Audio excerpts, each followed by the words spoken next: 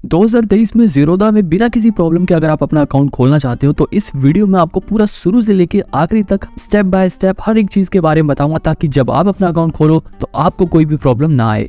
देखो, demat account चाहे कहीं पे भी आपको खुलवाना हो, 3 सबसे जरूरी चीजें आपको चाहिए होंगी। एक चाहिए आपको पैन कार्ड, दूसरा बैंक अकाउंट और तीसरा आधार कार्ड। लेकिन देखो, यहाँ पे इन 3 चीजों के अलावा इसमें कुछ कंडीशंस हैं, जैसे कि आपका जो आधार कार्ड है वो आपके मोबाइल नंबर से लिंक होना चाहिए, क्योंकि जब आपकी केवाईसी होगी तो आपके आधार कार्ड के जरिए ही होगी। आपका आधार कार्ड आपके फोन नंबर से लिंक होना चाहिए। इसी तरह आपका जो पैन कार्ड है वो आपके आधार कार्ड से लिंक होना चाहिए। अब आपको ये कैसे पता चलेगा कि आपका आधार कार्ड पैन कार्ड से लिंक है या नहीं? तो देखो, ये पता लगाने के लिए एक बड़ा ही सिंपल स्टेप है। आप सीधे income tax e filing portal पे जाओगे, यहाँ पे आप लिंक आधार स्टेटस पे क्लिक करोगे और सबसे ऊपर पैन कार्ड का नंबर डाल के नीचे अपना आधार नंबर डाल दो और चेक करने के लिए यहाँ पर क्लिक कर दो। इसके बाद आपकी स्क्रीन पे एक ऐसा मैसेज आ जाएगा जिसमें लिखा रहेगा कि आपका आधार कार्ड आपके पैन कार्ड से लिंक है या नहीं है। अगर आपका पैन कार्ड आधार कार्ड से लिंक है तो आप अपना डीमेट अकाउंट खुलवा सकते हो, कोई भी दिक्कत नहीं आएगी। लेकिन अगर आपका आधार कार्ड पैन कार्ड से लिंक नहीं है तो आपका डीमेट अकाउंट नहीं खुल पाएगा। आप बाकी सारे प्रोसेस तो भर दोगे, बाद में कैंसिल लिखा आ जाएगा या फिर पेंडिंग में चला जाएगा। इसलिए आपको यहाँ पर ध्यान देना है, अगर आपका पैन कार्ड आधार कार्ड से लिंक नहीं है तो सबसे पहले उसे लिंक कराओ, वरना डीमेट अकाउंट खुलवाना तो छोड़ो, आप बाकी सर्विसेज भी नहीं ले पाओगे। आपका पैन कार्ड 30 जून के बाद इनवैलिड हो जाएगा, मतलब वो बेकार हो जाएगा, वो मान्य नहीं रहेगा। यहाँ पर मैं आपको एक और बात बता दूं कि अगर आपने अभी जल्दी अपना पैन कार्ड बनवाया है तो आपका पैन कार्ड आधार कार्ड से ऑलरेडी लिंक हुआ होगा। आपको ऐसा करने की कोई जरूरत नहीं है। फिर भी अगर आपके दिमाग में डाउट है तो आप यहाँ पे आसानी से चेक कर सकते हो, बिल्कुल सिंपल सा प्रोसेस है।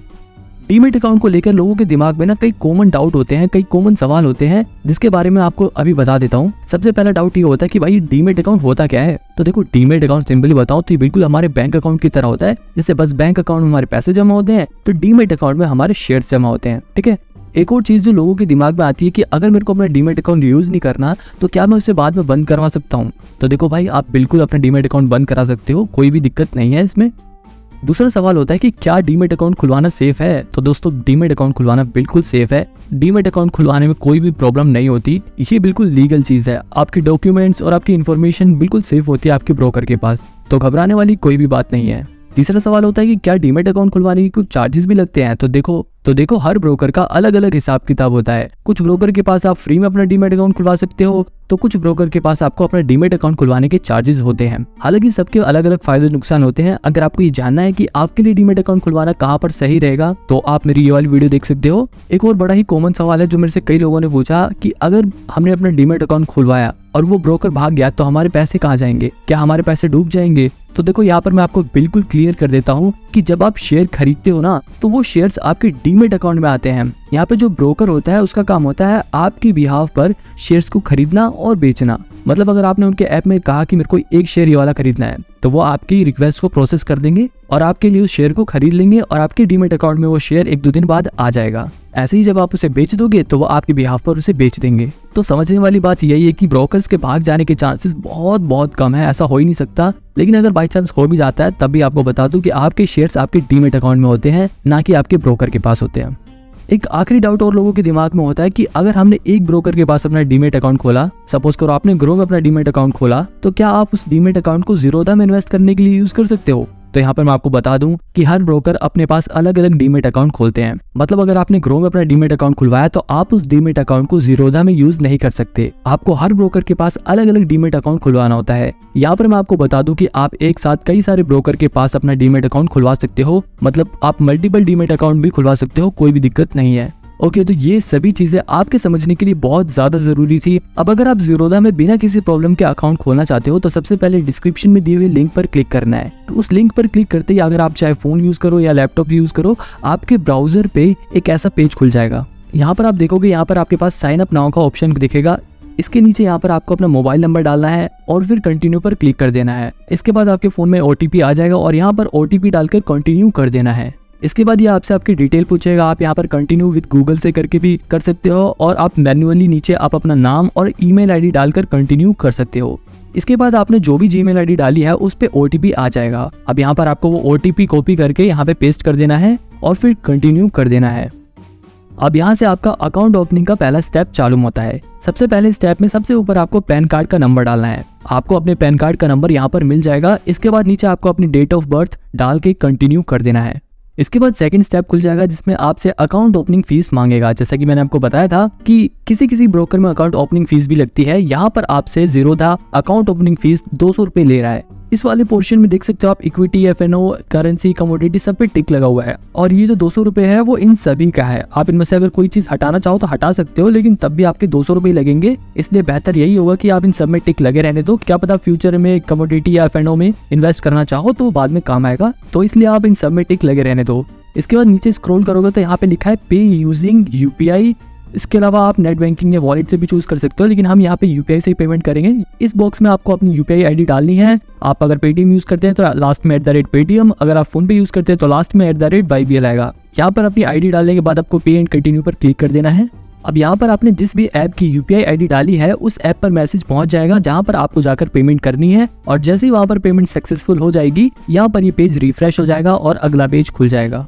जैसे यहाँ पर आधार KYC का ऑप्शन खुल गया है, यहाँ पर आपको कंटिन्यू टू डिजी लॉकर पे क्लिक कर देना है। यहाँ पर मेरी पहचान नाम से एक पेज खुल जाएगा जिसके अंदर यहाँ पर आपको अपना आधार कार्ड का नंबर डालना है। आधार कार्ड नंबर डालने के बाद नीचे यहाँ पर आप देख सकते हो इस कैप्चा को देखकर यहाँ पर फिल करना है और फिल करने के बाद नेक्स्ट पर क्लिक कर देना है। इसके बाद जो भी आपका फोन नंबर लिंक था आधार कार्ड से उस पे OTP पहुंच जाएगा। अब अगर आपका आधार कार्ड आपके फोन नंबर से लिंक नहीं होगा तो आपके पास वो मैसेज नहीं पहुंचेगा। इसलिए मैंने आपको वीडियो की शुरुआत में ही बताया था कि आपका आधार कार्ड आपके फोन नंबर से लिंक होना चाहिए, और अगर लिंक है तो आपके पास तुरंत ऐसा OTP आ जाएगा। आपको वो OTP कॉपी करके यहाँ पे पेस्ट कर देना है और फिर कंटिन्यू कर देना है। इसके बाद एक ऐसा पेज खुल जाएगा जहाँ पर ये आपसे आपके डिजी लॉकर का पिन पूछेगा। अगर आपको आपका डिजी लॉकर का पिन याद है तो आप यहाँ पे फिल कर सकते हो। अगर आप अपना पिन भूल गए हो और आपको याद नहीं तो आप यहाँ पे फॉरगेट सिक्योरिटी पिन पे भी क्लिक करके अपना पिन पता लगा सकते हो। लेकिन मुझे अपना पिन याद है तो मैं यहाँ पर अपना पिन फिल कर दूंगा और फिर कंटिन्यू पर क्लिक कर दूंगा। इसके बाद एक ऐसा पेज खुल जाएगा जिसमें लिखा है कि ये आपसे आपकी कंसेंट मांग रहा है कि डिजी लॉकर में पड़े डॉक्यूमेंट्स को ये ज़ीरोधा के साथ शेयर कर सके।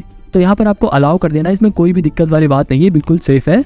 तो यहाँ पर अलाउ करते ही जैसे ही ज़ीरोधा आपके डॉक्यूमेंट को फैच कर देगा तो यहाँ पे सक्सेस लिखा आ जाएगा और आपका आधार KYC वाला प्रोसेस आगे बढ़ जाएगा। अब यहाँ पर सबसे ऊपर आपसे आपका मैरिटल स्टेटस पूछेगा, तो अगर आप मैरिड हैं तो मैरिड पर क्लिक कर सकते हैं। इसके बाद नीचे अपने पेरेंट्स का नाम डालना है। सबसे ऊपर आपको अपने फादर का नाम डालना है और नीचे आपके फादर का लास्ट नेम डालना है। इसके बाद आपको अपनी माताजी का नाम डालना है और फिर उनका आखिरी नाम डालना है। नाम डालने के बाद यहाँ पर बैकग्राउंड का ऑप्शन खुल जाएगा जिसमें सबसे ऊपर पहले पूछेगा आपसे आपकी एनुअल इनकम। आप एक साल में जितना भी कमाते हैं उस हिसाब से यहाँ पर चूज कर सकते हैं। अगर आप अभी स्टूडेंट है और आप कुछ नहीं कमाते तो आप बिलो 1 लाख पे क्लिक कर सकते हैं। इसके बाद यहाँ पे लिखा है fund and security settlement preference. इसमें बेसिकली ये चूज करना होता है कि आप जो सिक्योरिटीज खरीदोगे उनकी सेटलमेंट कब तक हो जानी चाहिए। अगर आपको जल्दी जल्दी सेटलमेंट चाहिए तो आप कम वाला ऑप्शन चूज कर सकते हो, लेकिन मुझे कोई दिक्कत नहीं है तो मैं यहाँ पर वंस एवरी कैलेंडर क्वार्टर को चूज कर लूंगा। इसके बाद नीचे पूछ रहा है आपसे आपका ट्रेडिंग एक्सपीरियंस पूछेगा कि आपको ट्रेडिंग करने का कोई एक्सपीरियंस है, आपको शेयर्स में इन्वेस्ट करने का कोई एक्सपीरियंस है। अगर है तो आप चूज कर सकते हो और अगर आप बिल्कुल नए हो तो आप न्यू वाला ऑप्शन चूज कर सकते हो। इसके बाद ये आपसे पूछेगा आपका ऑक्यूपेशन। अगर आप बिजनेस करते हो तो आप वो वाला ऑप्शन चूज कर सकते हो। अगर आप प्राइवेट नौकरी करते हो तो प्राइवेट सेक्टर चूज कर सकते हो। सरकारी नौकरी करते हो तो वाला ऑप्शन चूज कर सकते हो। मतलब आप जो भी काम करते हो आपको वो यहाँ पर चूज करना है। इसके बाद ये पूछ रहा है are you politically exposed person. Basically यहाँ पर ये पूछ रहा है कि क्या आप कोई नेता वेता तो नहीं हो या आप किसी नेता वेता के रिलेशन में तो नहीं हो। अगर हो तो आपको यहाँ पे वो डिटेल्स फिल करनी है, बस और कुछ नहीं। अगर आप हो तो यहाँ पे आपको वो डिटेल्स चूज करनी है, वरना नो पे क्लिक करके आगे बढ़ जाना है और फिर हम कंटिन्यू पर क्लिक कर देंगे। इसके बाद बैंक अकाउंट लिंक करने का पेज खुल जाएगा।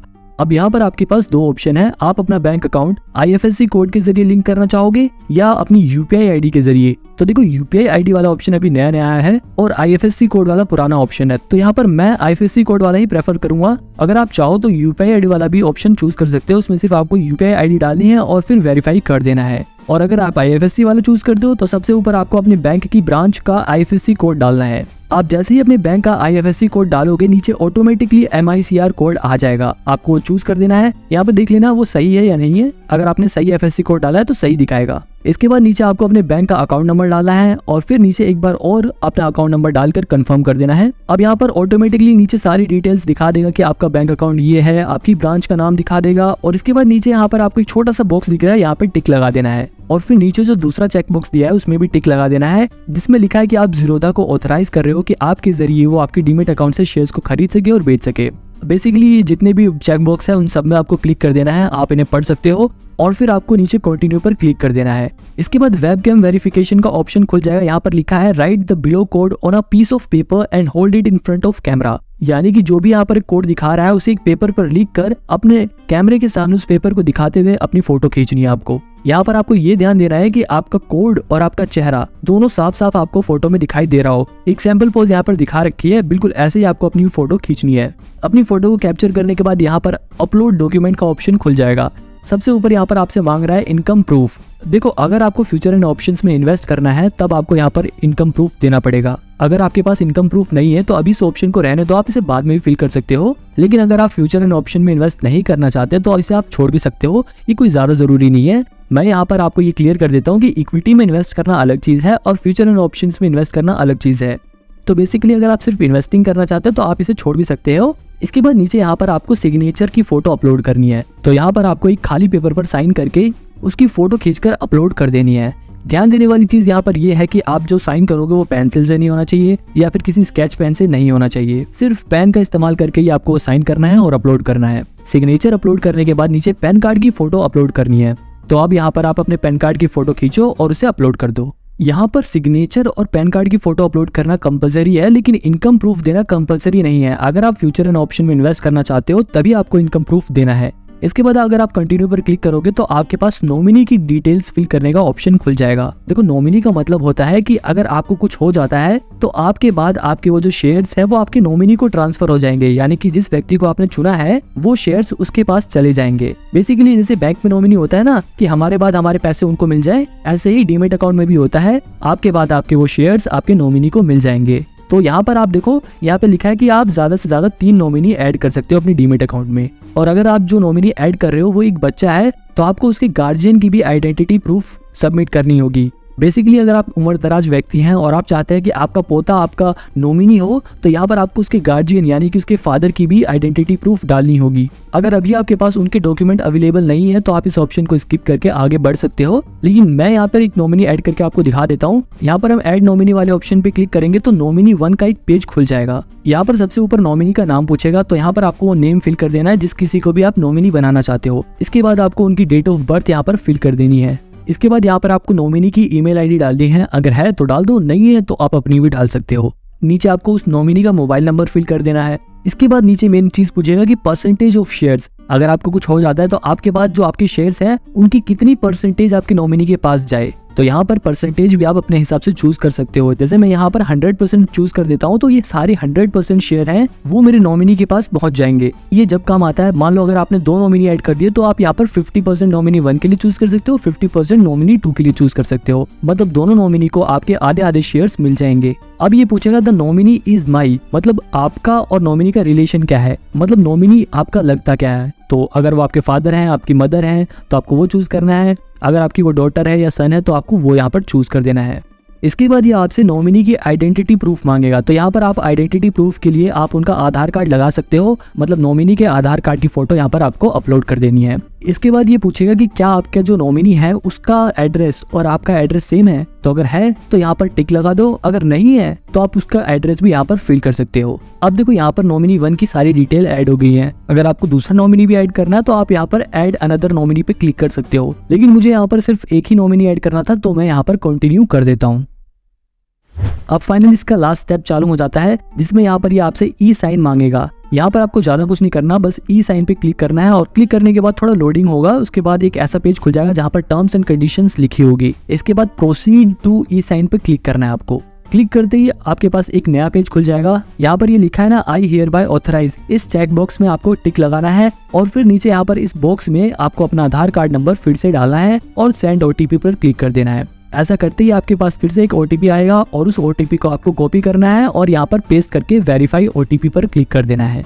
इसके बाद ये थोड़ा लोड होगा, आपको बैक नहीं करना है, यहाँ पर बस आगे होने देना है और फिर यहाँ पर आपकी प्रोफाइल सक्सेसफुली वेरीफाई हो जाएगी। अब यहाँ पर पूरा एक डॉक्यूमेंट दिखाएगा, एक लंबा चौड़ा। आप इस डॉक्यूमेंट को पढ़ सकते हो जिसमें आपकी वही सारी डिटेल्स लिखी हुई है जो अब तक आपने डिटेल्स भरी थी ना, वही सारी डिटेल्स यहाँ पर इस पेज में दिखाएगा। आप इन्हें पढ़ने के बाद साइन नाउ पर क्लिक कर सकते हो। साइन नाउ पर क्लिक करते ही एक बार फिर से वैसा ही पेज खुल जाएगा जहाँ पर आपको फिर से अपना आधार कार्ड नंबर डालना है और इस चेक बॉक्स में टिक करने के बाद सेंड ओटीपी पर क्लिक करना है, जिसके बाद जो ओटीपी आया है उसे यहाँ पर फिल करके वेरीफाई ओटीपी पर क्लिक कर देना है। ऐसा करने के बाद ही साइन सक्सेसफुली लिखा आ जाएगा और आपका ये लास्ट स्टेप कंप्लीट हो जाएगा। अब देखो यहाँ पर लिखा आ रहा है ई साइन डॉक्यूमेंट। आपका डॉक्यूमेंट जो है वो ई साइन हो चुका है। आपने इस डॉक्यूमेंट को यहाँ पर क्लिक करके डाउनलोड भी कर सकते हो। इसके बाद फिनिश वाले ऑप्शन पे क्लिक कर देना है। अब आपका जो अकाउंट ओपनिंग का प्रोसेस था वो कंप्लीट हो चुका है, लेकिन अभी भी आपका अकाउंट खुला नहीं है। अब इसके बाद चालू होगा अकाउंट एक्टिवेशन का प्रोसेस। यहाँ पर देखो लिखा आ रहा है ना, congratulation your application is completed. अब आपका जो एप्लीकेशन था उसकी वेरिफिकेशन होगी, जिसके लिए थोड़ा टाइम लेगा। ज्यादा से ज्यादा 72 घंटे में आपकी वेरिफिकेशन कंप्लीट कर देगा।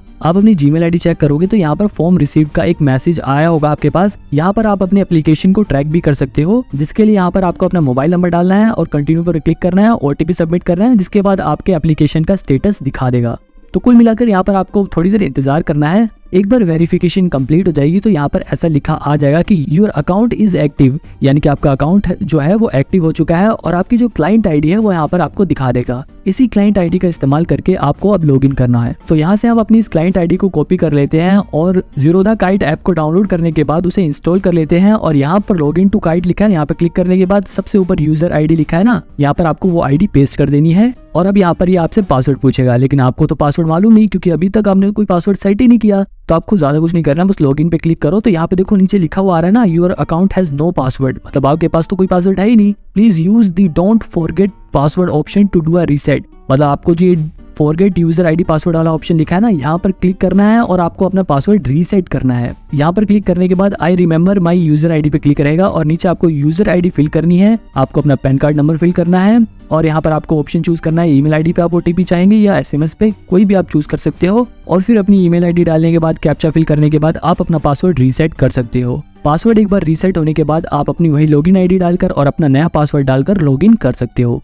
यहाँ पर आपकी जीरोधा ऐप की सिक्योरिटी को बढ़ाने के लिए 2 फैक्टर सिक्योरिटी का ऑप्शन एनेबल करने को कह रहा है। मतलब अगर आप इसे एनेबल कर दोगे तो आपके फिंगरप्रिंट के जरिए ही जीरोधा ऐप खुलेगा और कोई आपके इस ऐप को खोल नहीं पाएगा। यहीं पर ये प्रोसेस कंप्लीट हो जाता है। आप यहाँ पे शेयर्स को देख सकते हो, ये जो शेयर्स है इनका प्राइस दिखा रहा है। आप नीचे यहाँ पे ऑर्डर का ऑप्शंस देख सकते हो, पोर्टफोलियो, टूल्स और यहाँ पे आपकी प्रोफाइल, ये सब दिखा रहा है। अगर आप ये सीखना चाहते हो कि जीरोधा ऐप को इस्तेमाल कैसे करते हैं, जीरोधा ऐप में शेयर्स को कैसे खरीदते हैं, तो आप मेरी राइट वाली वीडियो को देख सकते हो। और अगर आपको ये जानना है कि एक बढ़िया शेयर कैसे चूज करते हैं तो आप मेरी लेफ्ट वाली वीडियो को देख सकते हो।